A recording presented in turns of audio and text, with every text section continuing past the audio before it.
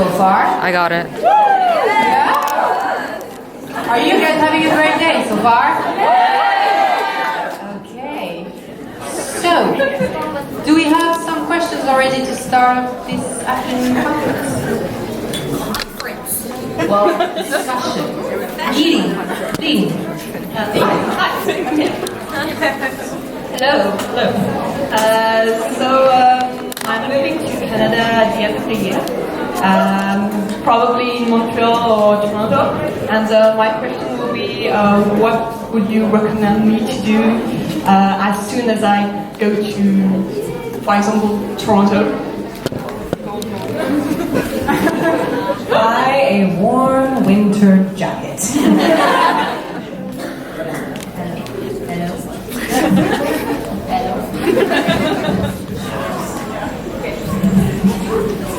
Do you like beer? Bellwood's Brewery on Ossington is a great place for beer. Bellwood's Brewery. This is not sponsored. Hashtag not sponsored. Yeah. If you want to throw me some beer, Bellwood's. Yes, Bellwood's Brewery on Ossington. You can get snacks as well. Always a good pairing with beer. What else? Kensington Market is a lovely place to visit. Yeah. I don't leave my house often enough to know a lot of stuff. But there's a board game cafe called Snakes and Lattes, which is incredible. It's really fun. So if you like board games, recommend that. There's also a second location called Snakes and Loggers, in which you can also drink beer.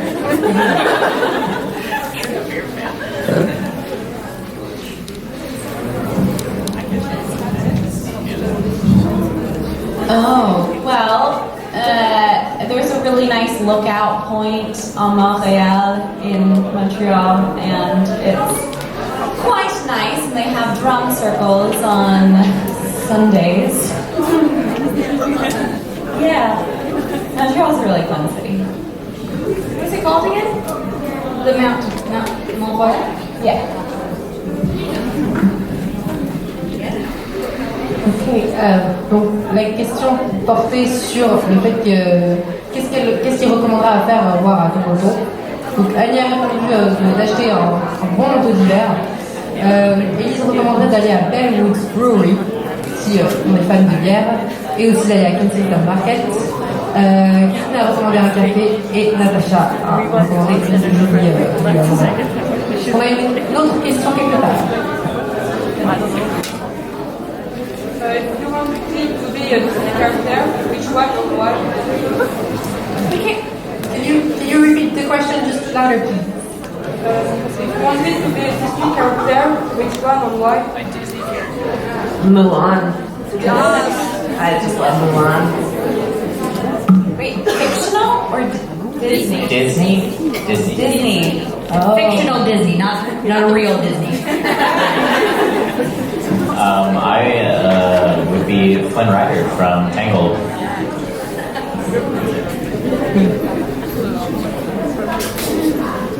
How about you, Pat?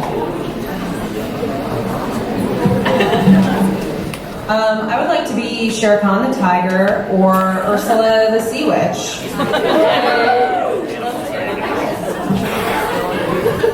Wow. The evil queen in Snow White. Yes. Yes. Maybe the candelabra from Beauty and the Beast. Lumiere. That's what his name is. Donc la question est quel personnage de Disney il aimerait bien être. Kathleen ce serait Mulan, Elias ce serait Flynn Rider, Annie ce serait Shere Khan ou Ursula. Pour Natasha ce serait la méchante reine dans Blanche-Neige, et pour Ellie ce serait Lumière dans La Belle et la Bête. On a une autre question quelque part. How do you say candelabra in French? Chandelier. Oh, that makes sense. On a une autre question quelque part? Do we have another question? Do we have Hello. I was wondering if you all could touch on how your relationship with the queer community has changed or evolved since your respective roles as queer characters are involved with queer characters. That's a really great question, actually. And I just, it's funny, we were just talking about this in an interview we just did with a news outlet. For me, like, I think I'm more proud and louder about my identity than I was. Like, I first came out as bi when I was 16, but I wasn't necessarily very active in the community, and I had tried, but I also had a lot of difficulty meeting other people, so it certainly connected me to so many wonderful people in the community all around the world, and I'm so grateful for that.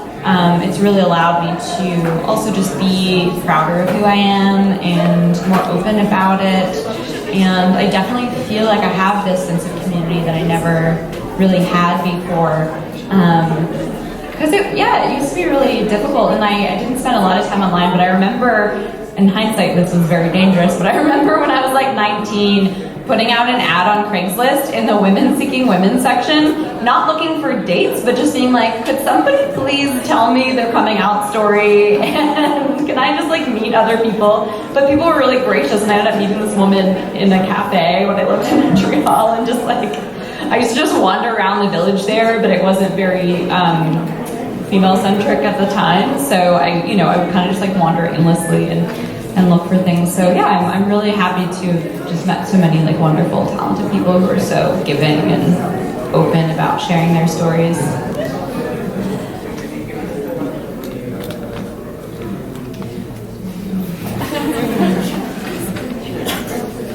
I feel like you want me to go first. One really lovely thing about conventions is that I have really seen firsthand the importance of being in queer spaces. I've met a lot of people who it's their first time at a convention, and more specifically, their first time being in a room full of queer people, because that doesn't happen often. And so that I saw the importance of that, and I have a friend group back in Toronto of mostly queer women, and seeing them on a weekly basis and like having more friends that are queer has been a really lovely addition to my life. With like a weekly games night, it's sort of fun. It's not fun. And yeah, I think that's been a lovely thing in my own life. Yeah, I think it's been great. Like, I feel closer to who I am as a person than I ever have. But being like part of the show and like being part of like the bigger queer community, I guess, has really opened my eyes to things that we also need to take steps forward in. So like having more queer people of color present in like all of our discussions, like it's very important, and we still have ways to go. So I think it opened my eyes to a lot of issues, and also like gave me the ability and the words to try and like make a change that I haven't seen yet, if that makes sense. I don't know. I've been out for. I've been out as queer since I was like 14. So yeah, it's just great being able to connect with people. I think that's the main thing I would say. And doing stuff like this, basically just what everyone has already said. Yeah, reiterating everything. It's just nice to make connections and know that you are actually making a difference or helping someone figure out who they are or whatever, stuff like that. Yeah. Yeah, I think just to hit off of what Caitlin was talking about, for me, initially getting involved with Kermit was really eye-opening in terms of understanding the need for this kind of content and how still in a mainstream entertainment and media sort of way it's so lacking and continues to be, and so the importance of that. And as everyone said, it is just incredible to come to these kind of things and meet the communities involved. And I think doing that has just sort of like incorporated that in my life in a bigger way in terms of especially like with my family and opening up conversations around that in a much more like relaxed, casual sort of way. It's just helped to do that. Donc, la question était en quoi, qu'est-ce qui a changé pour eux depuis qu'ils sont plus impliqués dans la communauté LGBTQ, depuis qu'ils jouent dans leurs séries respectives. Donc Natasha, elle est plus fière et elle ose plus parler de ce qu'elle est, de son identité. Elle affirme qu'elle est bi depuis qu'elle a 16 ans, mais elle n'était pas forcément très impliquée. Et là, elle est beaucoup plus ouverte, elle est plus concernée. Et elle est aussi contente de voir que plus de gens partagent leurs expériences de vie et de ce genre de choses. Elise, elle est très contente qu'il y ait des conventions, parce que pour la plupart, en fait, c'est la première fois qu'ils se retrouvent dans un environnement où ils peuvent être qui ils sont plus ouvertement. Et donc ce genre de convention, c'est toujours une bonne chose pour elle. Et elle a aussi un groupe d'amis qui est queer, et du coup, elle est très contente d'avoir ce groupe d'amis avec elle. Kathleen, ça lui a permis d'être plus proche de sa vraie identité, et elle pense aussi que c'est un bon moyen d'ouvrir les yeux sur les problèmes qu'il y a et sur la capacité de pouvoir résoudre ces problèmes éventuellement ou non. Pour Elias, c'est le fait de pouvoir créer des liens avec des gens et de savoir qu'ils peuvent changer les choses et aider à faire avancer un peu plus les choses. Et Annie a rebondi un peu sur tout ce qui avait été dit en disant qu'elle comprenait qu'on avait besoin de ce genre de série comme Carmola pour un peu aider les gens et pour ouvrir les yeux, et aussi ça lui a permis d'avoir plus de relations et de discussions avec ses proches dans un contexte un peu plus détendu sur ce sujet. Voilà. On a une autre question quelque part. Oui. Hi again. I would like to know what's your favorite quote or the quote who inspires you.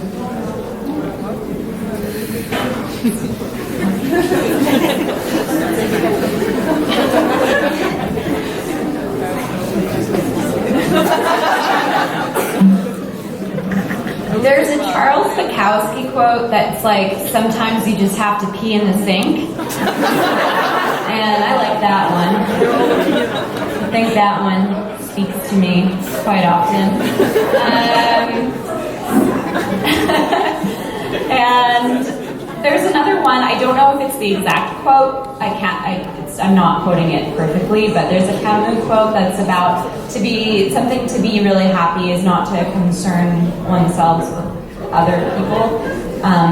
Not meaning not to care for other people, but it's essentially means that happiness comes when you're not concerned with what other people think of you, basically. I don't know the quote exactly, but that one I need to remind myself of quite often, and it's easier said than done, but I like that one too. So I actually looked it up because this is like something I've lived by for a while, but I couldn't phrase it properly. It's a Cynthia Heimel quote, and it's just, when in doubt, make a fool of yourself. There's a microscopically thin line between being brilliantly creative and acting like the most gigantic idiot on earth. So what the hell, leap. And I kind of try to live like that, so yeah. Who is that? Cynthia Heimel. But who is that? I don't know. So the only reason I know this quote is because when I was a kid, I literally had a book of quotes. I would just look up quotes and write them down in a book. So I have a book that has about 800 quotes, which I have no idea where they came from. But yeah. So yeah. Have fun translating this part. I just googled inspirational quote. No, I'm kidding. This is a Rilke quote. It's long.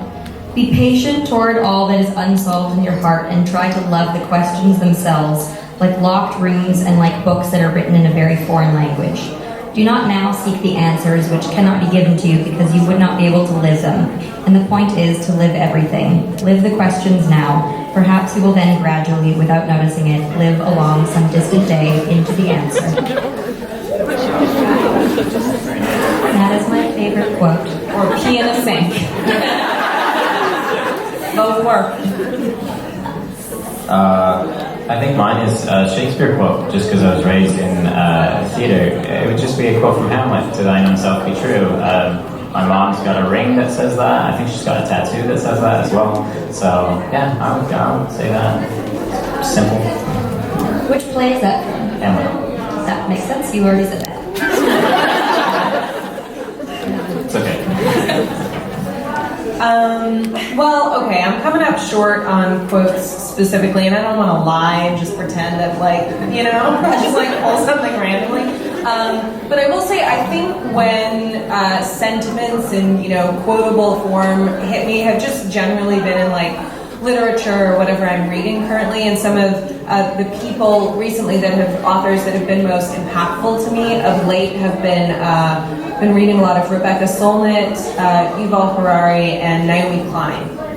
So probably the things I've like mentally clocked most recently have come from those authors.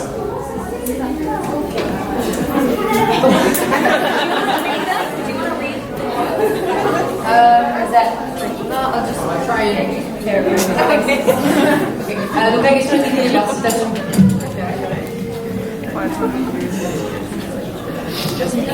Du coup, je vais pas répéter les citations parce qu'elles sont plutôt longues, mais du coup, résumer un peu de quoi elles parlent.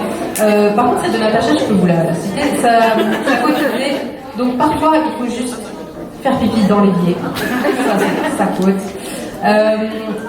Mais aussi une autre citation qu'elle aime bien, même si elle la connaît pas en détail, c'est le fait juste de savoir que le secret du bonheur, en fait, c'est juste de pas vraiment se soucier des autres, dans le sens pas se soucier de ce qu'ils pensent, pas se soucier d'eux, mais pas de ce qu'ils pensent. Celle d'Elise était plutôt longue, donc je vais pas vous la redonner. Mais en gros, c'est juste d'être patient, de pas forcément chercher les réponses, mais plus de vivre. Moins d'essayer de chercher absolument à avoir toutes les réponses, mais plus d'essayer de vivre des choses dans un sens. Eliot, c'est une citation d'Hamlet de Shakespeare. Et Annie, qui n'avait pas vraiment d'idée de citation ou quoi, c'est... Donc, comme elle voulait pas trop mentir, elle est surtout en fait dans les romans, dans les livres qu'elle lit, elle reçoit souvent des citations et des choses qui l'inspirent de là-dedans. Voilà. Une question dans le fond, très bien. Quel métier vous auriez aimé faire si vous n'auriez pas été acteur? What job would you have liked to do if you were actors? I actually have a day job. I do social media management. So like when you see shows like Orphan Black Suite, hi. Yep.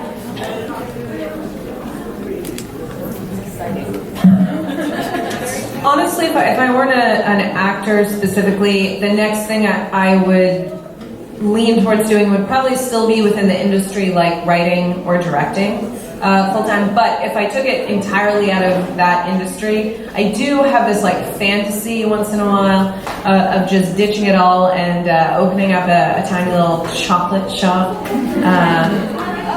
or starting a little garden farm somewhere rural. So one of those two things. Much like Annie, I think if I wasn't an actor, I would still be working in the film industry in some way or in the arts in general. So if it wasn't film and TV acting, I'd also probably be writing or producing or show running. And then to take it out of that, when I was younger and growing up, it was very much assumed that I was going to be a lawyer who then went into politics. So that would have been different. Sorry, Mom and Dad.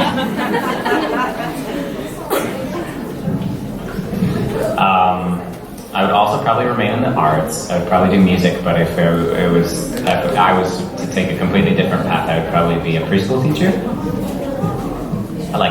Kids are cute. I did a book called The Artist's Way recently, and one of the exercises that you have to do is, I think it's called like Dream Lives or something like that, where you write down a list of, not based on the skills that you have, just your dream imagined lives. And a lot of mine had to do with being an adventure guide. Like I'd take people scuba diving, and I could take people rock climbing or like into the depths of a volcano or something. Right? Oh, that makes me so happy. Thank you. Guide announcement figures. La question était de savoir si ils ne pas acteurs, qu'est-ce qu'ils feraient, qu'est-ce qu'ils aimeraient faire. Kéline, elle a un vrai métier, un autre métier, pardon, qui est de s'occuper des réseaux sociaux, en l'occurrence apparemment pour Orphan Black, ça a été le cas. Pour Annie, elle serait toujours dans le métier, dans le milieu du cinéma, probablement en tant que scénariste ou en tant que productrice. Et elle a aussi ces rêves bizarres, soit de travailler avec du chocolat ou alors de tenir un jardin ou dans une ferme, quelque chose comme ça. Natasha aussi resterait dans le milieu artistique, au milieu du cinéma, soit en tant que scénariste, soit en tant que producteur ou showrunner. Pour Elliot, ce serait aussi dans le milieu de la musique, plus vers la musique, ou alors être enseignant en école pour les jeunes enfants. Et Elise, elle fait un exercice d'entraînement pour voir ce qui pourrait lui correspondre, et du coup ce serait un peu guide aventurier, aller dans le volcan, escalader des montagnes, faire la plongée sous-marine, ce genre de choses un peu extrêmes, tout ça. Ce qui plaît apparemment à Elliot et qui est totalement prêt à y aller et à la suivre en tant que guide extrême. On a une autre question quelque part. Oui. First of all, hi. I love all of them, so I'm a little bit embarrassed today. But if you had any hidden talents, what would it be and why? If I had them, or So I'm losing my English. no, because I was like, if I were to just wake up with any talent tomorrow, that would be That question. a very different. I think I'd just wake up like a ballerina or something. That'd be awesome. But I cannot dance at all in real life. Do I have any hidden talents? I try to monetize most of my talents, so I guess y'all know what they are. No, I'm just kidding. I'm marginally talented at a few things. Guys, do I have any hidden talents? I feel like someone else would have to answer that. If we knew, it wouldn't be hidden, right? Well, that's true. I know. I can burp on command. That's a good one. It's disgusting. Yeah, not gonna do it. But that kills. I can do a weird thing with my tongue. My mom thought I should be on a talk show when I was a kid. Not like that. I can do like the wave with my tongue. This is the wrong audience.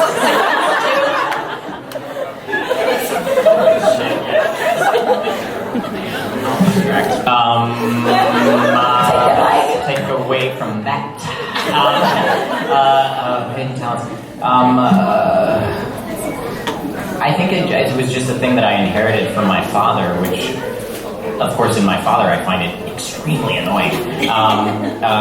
Pretty much, I just do impressions of people on television. If I find someone annoying, I'm like, and I just will go hard, and actually, sometimes they're very good. But most of the time, they're Like who? I can't name them. They're just random people on TV that I'm like, that guy's obnoxious. Here, let me do it. And then I can be equally as obnoxious. So, yes, I'm obnoxious. That's my hidden talent. Can you do Christopher Walken? Okay, never mind. I really don't think that I'm sitting secretly on any even remote talent that I have. Much like you, I usually try to, cash in on it. I mean, the one thing I can offer, which really, it hasn't paid me in any capacity, it's just that I can wiggle my ears. But that's I can do that. Secret.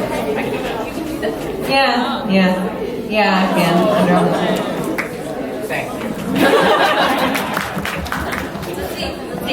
Donc la question était de savoir si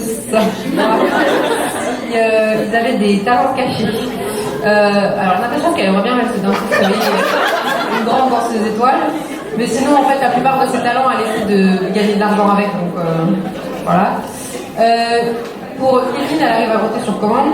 Pour Elise, elle arrive à faire un truc très bizarre avec sa langue, mais du coup, elle n'a pas le montrer, c'est déjà très bizarre. Pour Elliot, c'est une chose que fait son père déjà et qu'il déteste, mais il le fait quand même, c'est quand il voit des gens à la télé, en fait, il ne peut pas s'empêcher de les imiter, surtout s'il les déteste, s'il ne peut pas nous cadrer. Et Alice, c'est pareil que Natasha, en fait, si elle pouvait, en fait, tous ses talents, elle essaie de se faire de l'argent avec. Sinon, elle a réussi à faire bouger ses oreilles, comme Elliot qui vous l'a montré juste à l'instant. Donc c'était notre dernière question de ce panel. That was our last question. So if you'd like to welcome our guests on the stage, that would be great.